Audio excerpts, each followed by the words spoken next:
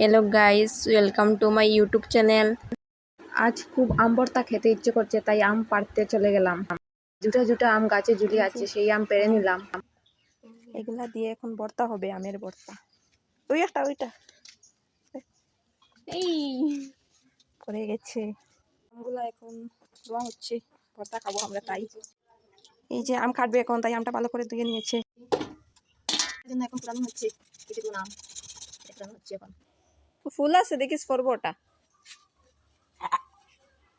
ফুল বাড়ি সূর্যরেখার শাক পাচ্ছে, জেঠিমা খালি শাক করছে, সূর্যরেখার শাক ছিঁড়ছে। ওই ওখান ওটা ছিঁড়ছিলি, ওটা সেন্ট ভালো হয় করতাতে। মরিচ কুড়িয়ে দিচ্ছি, কুড়িয়ে দিলে ভালো হয়, আমের সাথে মিক্স হয়ে যায়। মরিচ কুড়াবে ভালো করে, মরিচ কুড়ানো হয়ে গেছে।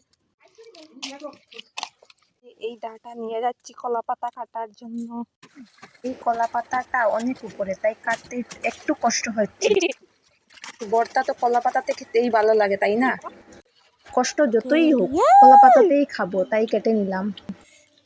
কেমন হয়েছে বনু? বেজান শাক। আমরা পাপিয়ার রিয়াকশন নিলাম।